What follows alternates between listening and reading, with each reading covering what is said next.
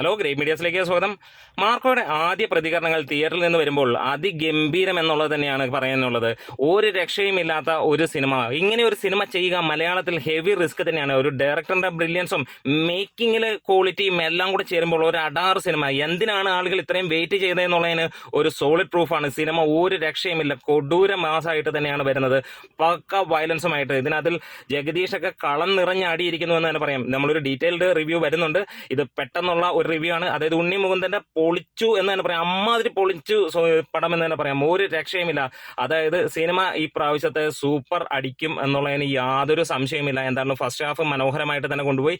Second half തുടങ്ങുന്നത് തൊട്ട് അങ്ങോട്ട് ഒരു ലാഗവും ഒരു കാര്യങ്ങളും ഇല്ലാതെ വല്ലാത്ത ലെവലിൽ തല പെരിപ്പിക്കുന്ന ലെവലിലുള്ള സീക്വൻസുകളുമൊക്കെ ആയിട്ടാണ് സിനിമ നിൽക്കുന്നത്.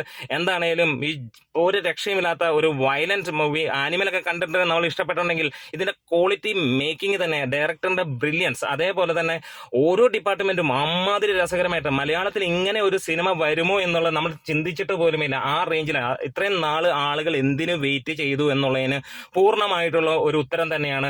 ഗംഭീരമായിട്ട് തന്നെയാണ് ഈ സിനിമയുടെ മേക്കിംഗ്. അതേപോലെ ഓരോ സീൻസും ഒക്കെ ഒരു രക്ഷയും ഇല്ല. അതായത് ഇത് ചെയ്യാൻ ഉണ്ണി മുകുന്ദൻ തന്നെ ഉള്ളൂ എന്നുള്ളത് പ്രൂവ് ചെയ്യുകയാണ്. ഇത്ര നാളെടുത്ത് ഒരു സിനിമ ചെയ്യുമ്പോൾ അതൊരു ഗംഭീര സിനിമയാക്കും എന്നുള്ളത് നമുക്ക് പ്രതീക്ഷ ഉണ്ടായിരുന്നു. കഴിഞ്ഞ ദിവസങ്ങളിൽ കാത്തിരുന്ന അതിനാണെങ്കിൽ അത് തന്നെയാണ് ഇവിടെ നടക്കുന്നത്. ഒറ്റ കാര്യമേ ഉള്ളൂ, സിനിമ നിങ്ങൾ കാണാൻ ഉദ്ദേശിക്കുന്നുണ്ടെങ്കിൽ നേരെ കയറിക്കോ. ഓരോ കുഴപ്പമില്ല, അടിച്ച് പൊളിക്കണ സിനിമ എന്ന് തന്നെയാണ് പറയാനുള്ളത്.